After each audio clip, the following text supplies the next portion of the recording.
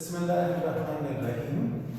Students, हमारा आज का लेक्चर है कैटालिसिस। कैटालिस्ट किसे कहते हैं? तो कैटालिस्ट उस सब्सटेंस को कहते हैं जो रिएक्शन के रेट को इंक्रीज करे लेकिन खुद उसमें कोई केमिकल चेंज न आए।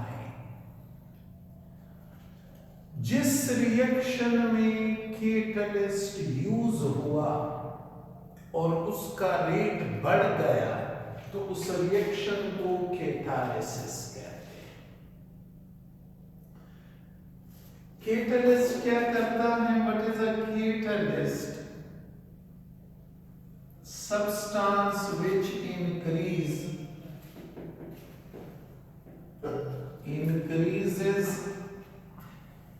rate of reaction but at self remain unchanged, chemically unchanged, physical change उस कैटालिस्ट में आ सकता है और प्रोसेस कहलाता है कैटालिसिस। यानी catalysis means the process of increasing rate of reaction by means of catalyst। और जो सब्सटेंस रिएक्शन के रेट को डिक्रीज करे उसे इनहिबिटर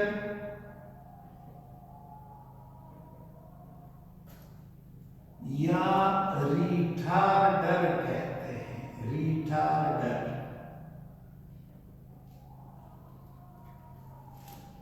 inhibitor या retarder means decrease substance which decreases the rate of reaction।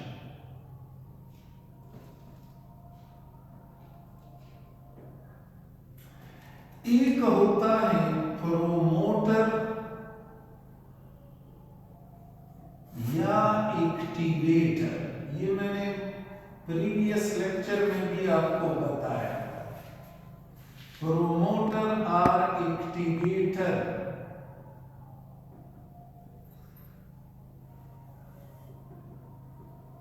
ये ऐसा सब्सटेंस होता है जो कैटालिस्ट की एक्टिविटी को इंक्रीज करता है। Increases activity of catalyst.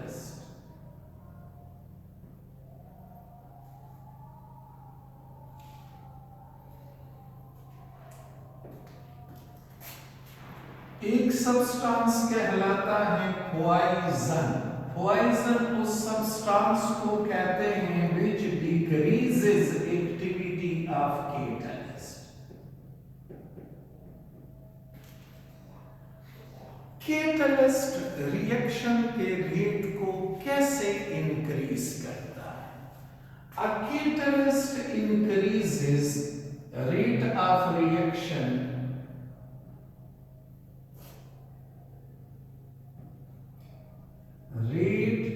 by decreasing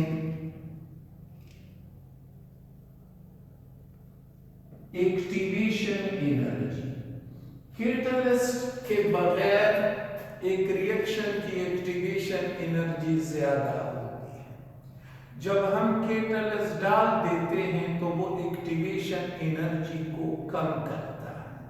कैसे कम करता है? वो रिएक्शन को नया रास्ता दिखाता है प्रोडक्ट में चेंज होने के लिए। Increases rate by decreasing activation energy. How activation energy is changed by changing mechanism. Mechanism change करके यानी नया रास्ता दिखा के। मैंने आपको ये वाला एग्जांपल दिया था ऐसा कि ये रिएक्टेंट और ये प्रोडक्ट। तो रिएक्टेंट यहां से स्टार्ट लेता है और इस लंबे रास्ते से गुजर के प्रोडक्ट में चेंज होता है। लेकिन जब हम कैटालिस्ट डाल देंगे तो कैटालिस्ट इस रिएक्टेंट को कान से पकड़ेगा और ये शॉर्टकट रास्ता दिखा देगा। कि ऐसे डायरेक्टली जाए। तो पहले ज्यादा एनर्जी रिक्वायर थी, ज्यादा टाइम रिक्वायर था, अब कम एनर्जी कम टाइम। तो ये कैटलिस्ट का रोल होता है।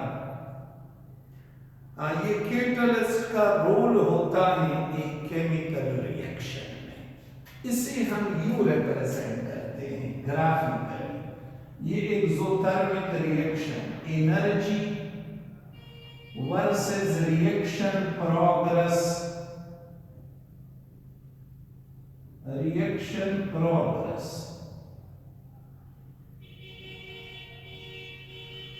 रिएक्टेंट की एनर्जी ज्यादा, प्रोडक्ट की energy come.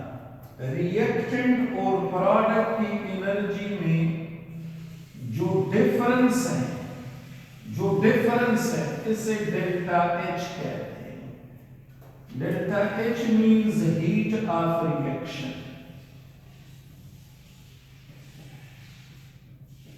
Heat of reaction means reactant और प्रोडक्ट की एनर्जी में फर्क। अच्छा, ये रिएक्टेंट कैटलिस्ट के बगैर ज्यादा एनर्जी गेन करके रिएक्शन में हिस्सा लेते हैं और प्रोडक्ट में चेंज होते हैं, यानी इतनी एनर्जी चाहिए। इसे एक्टिवेशन एनर्जी कहते हैं। ये कैटलिस्ट के बगैर, विदाउट कैटलिस्ट, जब हम कैटलिस्ट डाल देंगे तो फिर यूं होगा, देखो ऐसे। कम एनर्जी पे this is activation energy prime. तो कैटलिस्ट के बगैर ढेर सारी एनर्जी, कैटलिस्ट यूज करके थोड़ी सी एनर्जी पे रिएक्टेंट प्रोडक्ट में चेंज हो। कैरेक्टरिस्टिक ऑफ कैटलिस्ट, कैटलिस्ट की खूबियां।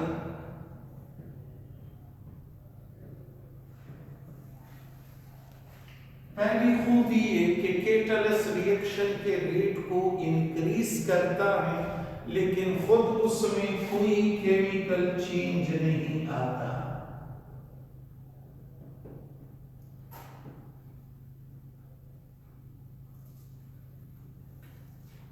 ये पहली खूबी। दूसरी खूबी कैटलिस्ट की है कि कैटलिस्ट स्पेसिफिक होता है नेचर में।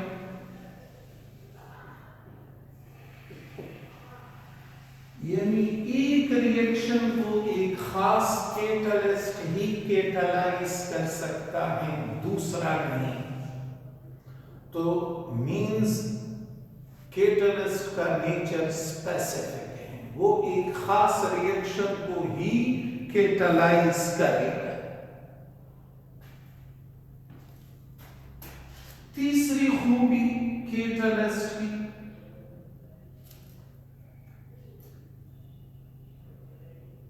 कैटलिस्ट तभी ज्यादा इफेक्टिव होगा अगर वो पाउडर फॉर्म में हो, उसका सरफेस एरिया ज्यादा।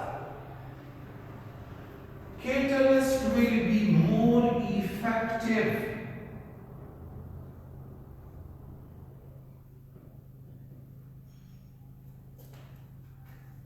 within powder form that is having large surface area.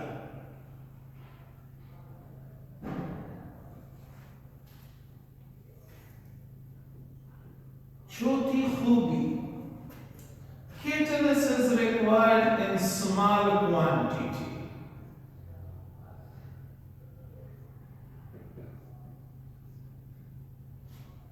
और नंबर लास्ट, पांचवी खूबी कैटलिस्ट की, कैटलिस्ट रिएक्शन की एक्टिवेशन एनर्जी को कम करता है, लेकिन डेल्टा एच पे कैटलिस्ट का कोई असर नहीं होता। Catalyst changes EA, activation energy, but no effect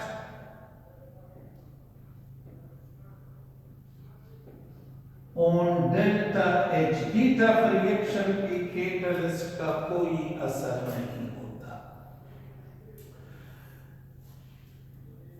catalysis तीन किस्म के होते हैं। कैटालिसिस से मुराद वो रिएक्शन जिसमें कैटलिस्ट यूज हुआ।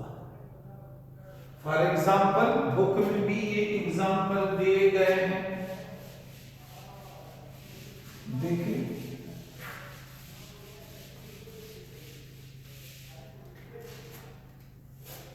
हाइड्रोजन पर ऑक्साइड का decomposition into water and oxygen, ये एक स्लो प्रोसेस है, लेकिन अगर हम ये रिएक्शन MnO2 की मौजूदगी में करें तो ये रिएक्शन स्पीड अप हो जाएगा। इसी तरह क्रूड ऑयल जो लॉन्ग चेन कार्बन एटम पे मुश्तमिल होता है, long chain carbon atom bonded to carbon atom bonded to carbon, carbon atom आपस में अटैच होते हैं और एक लंबा चेन बनाते हैं, ये क्रूड ऑयल है। It can be change into small hydrocarbons in presence of iron. ये लंबा चेन छोटे छोटे चेन में कन्वर्ट किया जाता है ऐसे। पहले लेंथी चेन, इस प्रोसेस को कैटालिटिक क्रैकिंग कहते हैं। कैटालिटिक क्रैकिंग, मॉलिक्यूल को क्रैक करवाना, तोड़वाना। ये जो स्मॉल मॉलिक्यूल हैं ये ज्यादा वैल्यूएबल होते हैं, ज्यादा कीमती होते हैं। कैटालिसिस की तीन किस्में हैं, कौन कौन सी?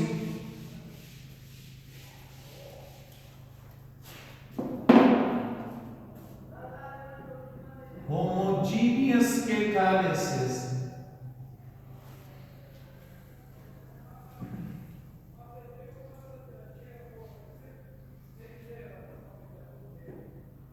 होमोजीनियस कैटालिसिस पहली किस्म उसे कहते हैं जिसमें रिएक्टेंट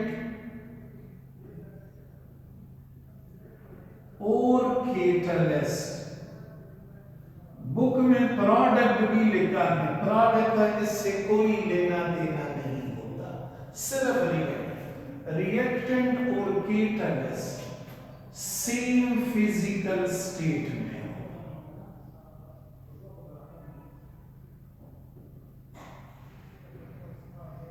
सेम फिजिकल स्टेट।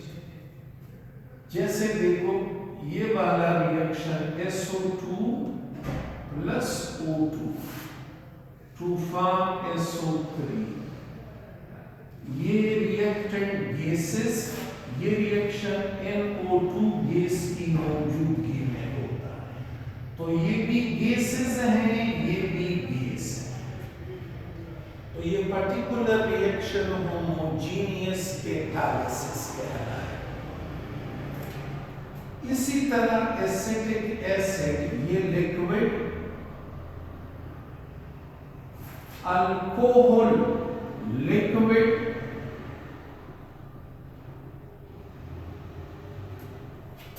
ये बनाता है इथाइल एसीटेट लिक्विड और वाटर लिक्विड। ये रिएक्शन सल्फ्यूरिक एसिड की मौजूदगी में होता है जो खुद भी एक लिक्विड है। चूंकि रिएक्टेंट और कैटलिस्ट एक ही स्टेट में है तो रिएक्शन कहलाता है होमोजीनियस कैटालिसिस। कैटालिसिस की दूसरी किस्म है हेटेरोजीनियस catalysis.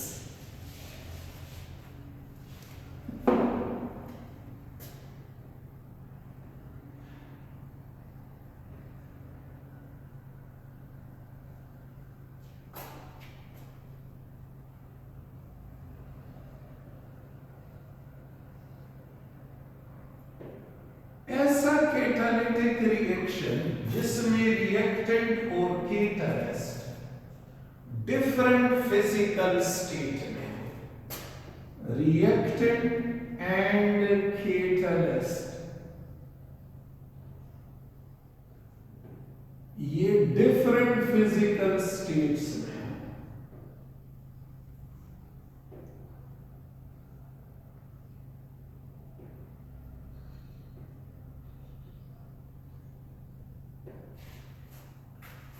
यही रिएक्शन, ये वाला रिएक्शन 2SO2 प्लस O2, ये रिएक्शन अगर प्लाटिनियम की मौजूदगी में किया जाए, ये गैसेस हैं दोनों, जबकि ये कैटलिस्ट सॉलिड है। इसी तरह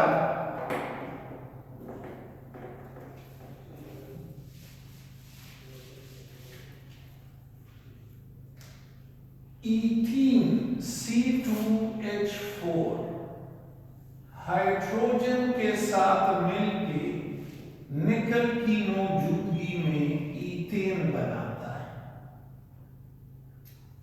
ये भी हेटेरोजीनियस कैटालिसिस है। ये कैटलिस्ट सॉलिड और रिएक्टेंट गैसेस, ये गैसेस और ये कैटलिस्ट सॉलिड, ये पर्टिकुलर हेटेरोजीनियस कैटालिसिस जिसमें रिएक्टेंट गैसेस हो और कैटलिस्ट सॉलिड हो, कांटेक्ट कैटालिसिस कहलाते हैं। कांटेक्ट कैटालिसिस इस खास हेटेरोजीनियस कैटालिसिस को कांटेक्ट कैटालिसिस कहते हैं। और इन रिएक्शन का जो रेट होता है, rate it is directly proportional to surface area of catalyst.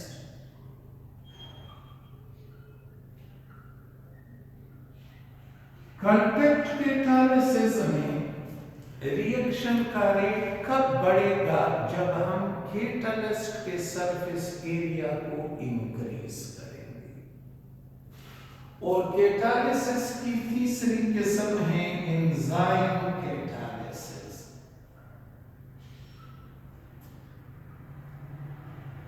Living bodies के अंदर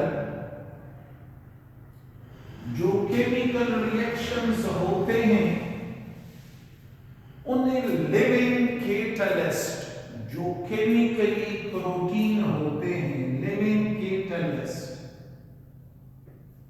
chemically protein in nature, इन खास प्रोटीन को एंजाइम्स कहते हैं। ये कैटालाइज करवाते हैं और रिएक्शंस को बायोकेमिकल रिएक्शन या एंजाइम कैटालिसिस कहते हैं। ये जब हम खाना खा लेते हैं तो वो खाना हमारे बॉडी के अंदर कैसे प्रोडक्ट में चेंज होता है, क्योंकि बॉडी का टेम्परेचर तो फिक्स होता है और फिक्स टेम्परेचर पे रिएक्शन स्लोली होते हैं। तो रब ने ये काम खास किस्म के प्रोटीन के सुपुर्द किया है। उन प्रोटीन को एंजाइम्स कहते हैं और उन बायोकेमिकल रिएक्शन को एंजाइम कैटालिसिस कहते हैं।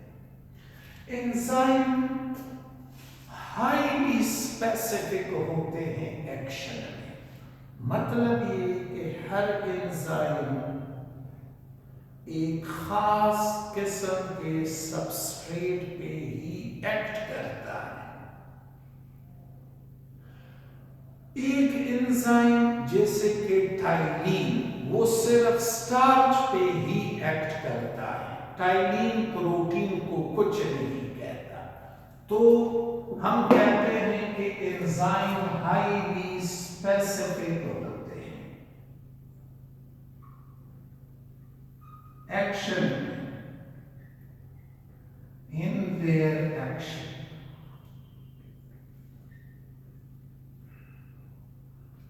And this is all about this chapter. हाँ, इसके साथ ही केमिकल काइनेटिक्स वाला चैप्टर खत्म।